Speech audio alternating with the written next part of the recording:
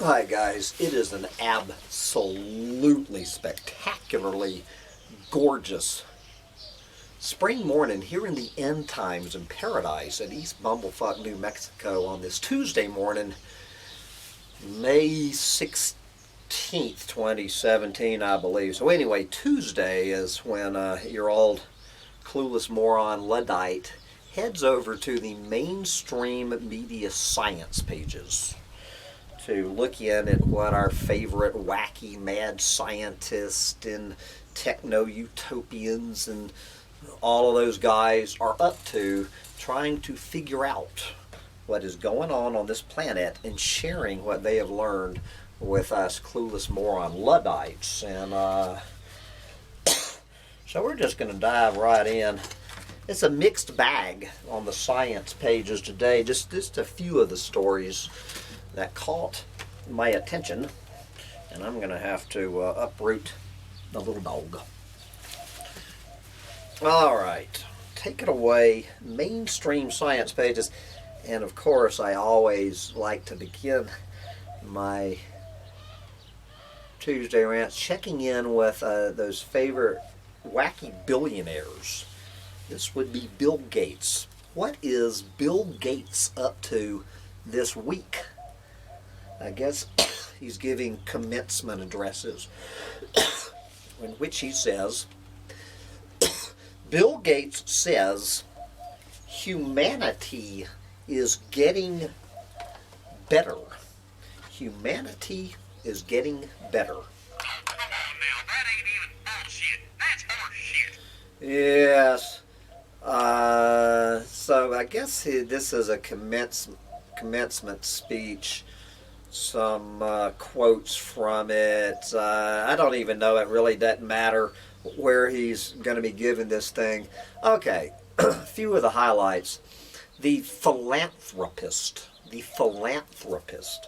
revealed the fields he would study if he was enrolling in college. Now, quote, artificial intelligence, energy, and biosciences are promising fields where you can make a huge impact. It's what I would do if starting out today. Let's see, let me go. Gates said he is optimistic about the younger generation. Quote, you know more than I did when I was your age, he said. Yes, any person in the younger generation taking a tiny peek of the outside of their own rectums knows a hell of a lot more than Bill Gates. They know they're fucked. They're absolutely fucked. Could you imagine being like a college student in the year 2017? Jesus Christ. Don't get me going on that one. But most importantly, Gates believes the world is getting better. He recommended a book, I need to read this book, by Harvard cognitive scientist Steven Pinker titled Better Angels of Our Nature, which explains why violence in the world has declined. Getting back to Bill, quote, S.A. Pinker shows how the world is getting better. Sounds crazy, but it's true. This is the most peaceful time in human history. Gates said knowing the world is getting better will make you want to, quote, spread the progress to more people and places. This is an amazing time to be alive. I hope you make the most of it. This is an amazing time to be alive. I will not, yes, being the, particularly if you're 20 years old You are in the last generation of humans on this planet. I would say that's a pretty amazing time to be alive. The final generation. Anyway, we're going to look at a couple of stories about God meets science. From Newsweek magazine, does God exist? Some scientists think they have the proof. Okay, take it away, Newsweek. This is from a fellow named Robert Nelson, some scientist, Robert Nelson. Take it away, Robert. The question of whether a God, a small period God, the question of whether a God exists is heating up in the 21st century. According to a recent Pew survey, the percent of Americans having no religious affiliation reached 23% in 2014. Among such nuns, 33% said they do not believe in God, an 11% increase since only 2007. It's not looking good for God. In the year 2017, not looking good for God. God's not on a roll. But anyway, such trends have ironically been taking place even as I would argue the probability for the existence of a supernatural God have been rising. In my 2015 book, God? Very probably. 5 rational ways to think about the question of God. I look at physics, the philosophy of human consciousness, evolutionary biology, mathematics, the history of religion, and theology to explore whether such a God exists. And then he breaks it all down through the laws of mathematics. This is a long, involved article. The mystery of human consciousness, evolution and faith, miraculous ideas, different forms of worship. And I'm going to close with his final. Robert Nelson, by the way, is a professor of public policy at the University of Maryland.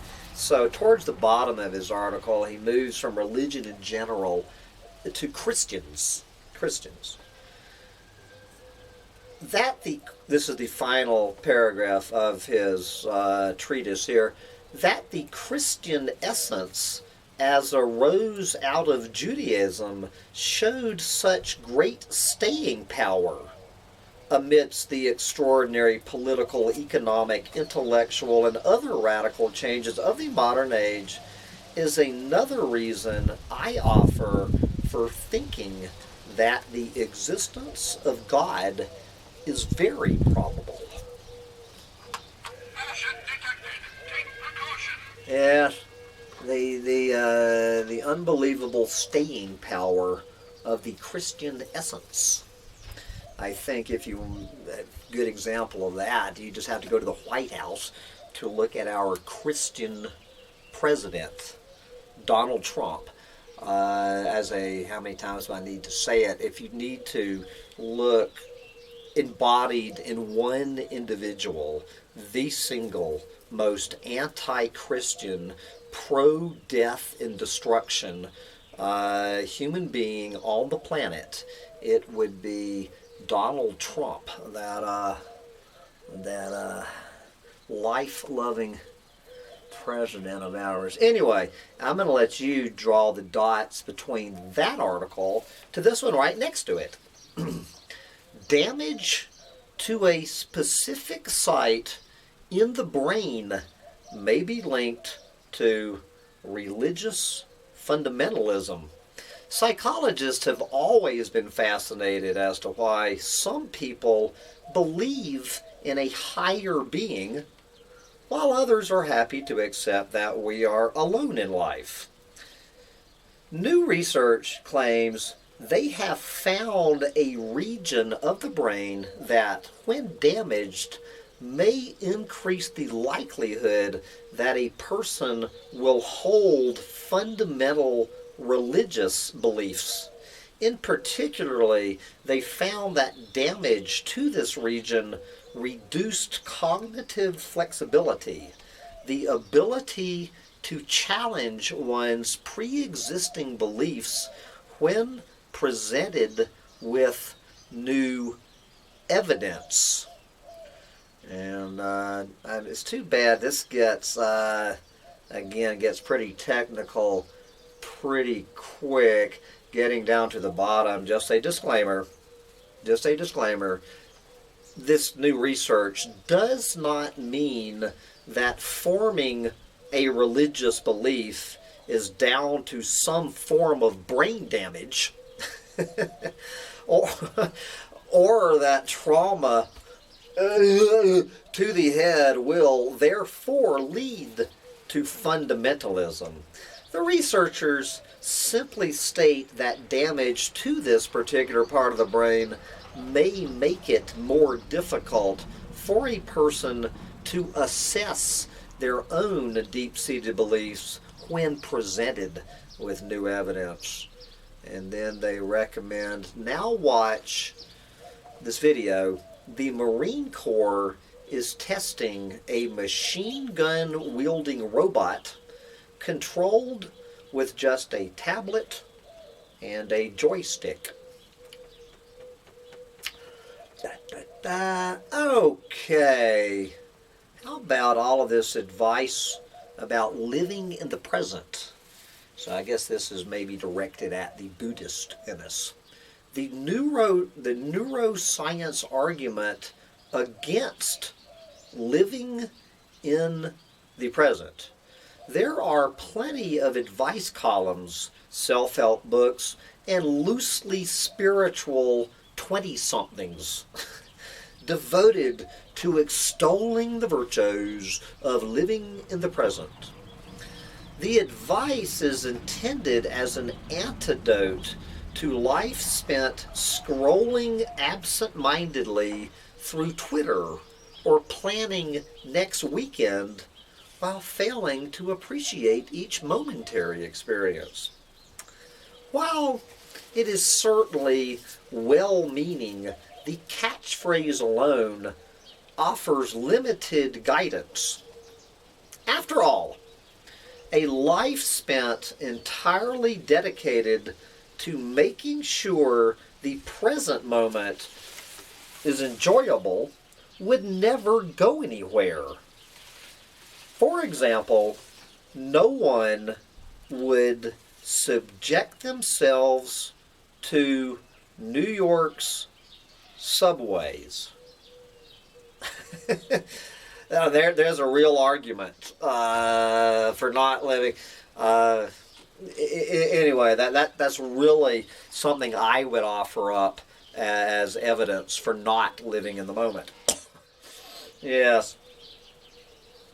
And neuroscience suggests that while it may be unfashionable, humans' ability to mentally transport ourselves into the future is one of the key distinguishing features of our species.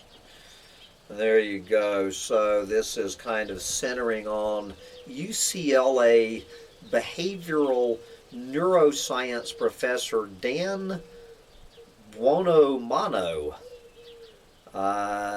in his recently published book, Your Brain is a Time Machine. And then this is a review of this, talking about it's not all bad to peek into the future. Well, it depends on, I guess, what your view of the future is. Anyone peeking into the future will come up pretty quickly with the inescapable conclusion So if if knowing we are so fucked is a good thing, then I would suggest peeking into the future. I did. I love this. Our more elaborate ability to envision the future is key to most human successes, such as building houses and cultivating agriculture. There you go. There's a couple of human successes. Building houses and cultivating agriculture. Yes. Without this skill, Buonanamano says Homo sapiens simply would not be sapiens. This ability to look into the future is what makes us wise. Let's see. But while the ability to connect present activity with the future outcomes is uniquely human, we're not always good at this skill. And then he talks about cigarette smoking, failing the connection between cigarette smoking and cancer. And the fallout from climate change is another major example of humans failing to adequately focus on the future. Yes, somewhere he talks about, where is it? Here we go. Not all future-oriented activities rely on this projection. Humans have hardwired habits just like all other animals. Sex, for example, has potentially significant future consequences. As Buonanamano says, we, quote, engage in fairly complex behaviors. Yes, like sticking our tallywhackers into soft, wet holes without thinking about what will happen 9 months from now. Moving on. Okay, let's go in and see what's going on with these techno-utopians heading to Mars. And why am I not surprised to read this, guys? Mars voyage will include a 1-year layover in Moon's orbit. The plan to send humans to Mars in the late 2020s includes a 1-year layover in orbit around the moon. You know, we haven't even fired off the first Amtrak train to Mars, and already we have a 1-year layover on the fucking moon. You know, guys, have we not learned anything from Amtrak? Darling, I'm gonna be a year late getting home to Mars because we're hung up on the moon. Now, of course, I would be nervous about being in the moon's orbit because, as I reported earlier, China will be blasting asteroids off into the orbit of the moon. All right, I love it when a headline asks a question, could this be the magical drug that makes old brains young again? Forget injecting yourself with young people's blood to fight aging. Damn it! I was all set to go inject myself with the blood of a clueless fucking moron youngster. Oh well, but don't worry, I'm off the hook, because maybe marijuana will do the trick. Hallelujah! Researchers from the University of Bonn in Germany explored the difference that THC, marijuana's main active ingredient, has on aging brains and younger ones. The results were surprising. In the paper published in Nature Medicine's, researchers went so far as to claim that low doses of THC can in fact restore cognitive function in old mice. They found marijuana improved the memory and learning abilities of elderly mice. Let's be clear, this study was conducted on mice. So the results cannot be definitively applied to humans. But the results of this study are a strong start in exploring how marijuana might affect our brains as we get older. All right, it's always good to see some positive news in the mainstream media science pages about marijuana. And it's not just marijuana, all kidding aside, I'm glad to see the good old mainstream media more and more positive news about psychedelics. Psychedelics in the lab and clinic making up for lost time. And anyway, what this is talking about a lot is how psychedelic research and all of this shit was fine and dandy up until about the 1960s, when this war on drugs was declared, and so all of these goddamn drugs, including marijuana, being a Schedule 1 drug with, quote, no currently accepted medical use. They made it so goddamn hard to even get your hands on a joint that all research into psychedelics just disappeared for about 50 years.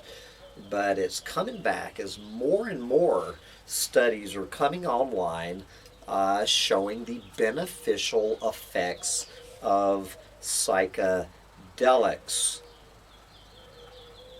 Scientists and clinicians presented evidence from ongoing research suggesting that psychedelics have the potential to alleviate conditions that do not respond to conventional drugs and therapy, including depression, social anxiety, post-traumatic stress disorders, and addiction. There you go. Much of the recent work with psychedelics picks up where early psychiatric pioneers left off, in many cases confirming what researchers had hypothesized but lacked the tools to test. And guys, how many times do I need to put this caveat in here that, it was psychedelics. It was mushrooms, it was San Pedro cactus, which is the same as peyote, and ayahuasca, which is DMT. The three psychedelics that I did heavy doses of in 2008 that pulled my head out of my ass and made me walk away from a $100,000 a year job, a beautiful 4-bedroom, 3-bath home, 300 friends, don't forget pussy, to become a doomsday prophet sitting in a dusty chicken coop in East Bumblefuck, New Mexico. So there is a little bit of danger with psychedelics. And that is called, once you take the red pill of psychedelics, you're fucked. You will become a depressed collapsitarian. I am every bit as depressed, probably more depressed since doing psychedelics than I was just a depressed, clueless. I've gone from being a depressed, clueless fucking moron to being a depressed collapsitarian. I'm just putting this out there, but this does not mean I'm not recommending psychedelics. I am recommending psychedelics to pull your head out of your fucking ass, you clueless fucking moron. But don't think it's all rosy out there. Anyway, from psychedelics to apple picking robots. Meet this new apple picking robot. Inspired by immigrant workers in the U.S. who will likely soon become scarce. Abundant Robotics created a robot to pick apples in the field. I didn't realize apples grew in fields. I thought apples grew in trees, but according to this guy, a robot that will pick field apples. The robot can identify, pluck, and place apples into a crate at a speed similar to that of human pickers. The robot pickers are currently being tested in Washington state, but the company expects to see these robots in orchards in the next few years. For more trending tech, you may be interested in these articles. This high-tech workout bag cleans itself. There is now an indoor potty for small dogs. Get out of your next traffic jam with this flying car. A self-driving car that can do your errands for you. Robot teaches kids as young as 3 years old to code. I have no idea what that means. Here is industrial robot technology may soon be in your home. How about wristband monitors your blood alcohol content while you drink? Here we go. Breast pumping moms can now go wireless. All right. Okay, your next food delivery order could come from a robot. You can now add cooking to the list of things Alexa can help you do.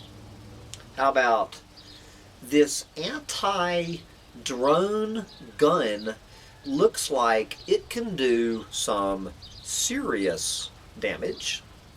Here is how you can use your smartphone to get cash from your ATM. How about you may soon be able to use a drone to catch fish. Did you realize that sold out Snapchat sunglasses are already on eBay? How about this smart crib will help your baby sleep safely through the night, but probably the most important headline that I will get to next week, you can now cast Harry Potter spells from your smartphone. Anyway, just a couple of other quick notes. Here is many versions of this. Eruption at one of the world's most dangerous supervolcanoes is closer than expected. One of the world's most dangerous supervolcanoes appears to be closer to erupting than we once thought. Scientists have warned this is volcano Campi Flegrei in southern Italy has been showing signs of reawakening over the past 67 years, and new research indicates the volcano has been building energy throughout this period, increasing the risk that it will erupt. The volcano last erupted in 1538.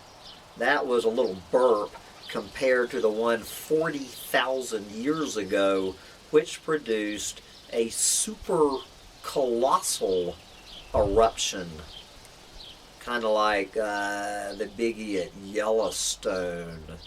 While it is impossible to predict exactly when a volcano will erupt, there are telltale signs. Yes. Okay, but we're going to close with is, no shit, Sherlock, get ready for a possible second wave of massive global cyber attack. Micro Windows users, brace yourself for a second wave of global cyber attack. And don't forget the third wave, the fourth wave, the fifth wave, the sixth wave. But anyway, me and the little dog got to wrap up this week's version of our Mad Scientist Roundup rant and get out there and get her done, because I got 15 500-pound concrete blocks waiting outside in my rented monster truck, and I gotta get out there and get her done to build my sustainably harvested cedar deck for the end times. I will be back tomorrow with my weekly climate change meltdown roundup rant. Bye, guys.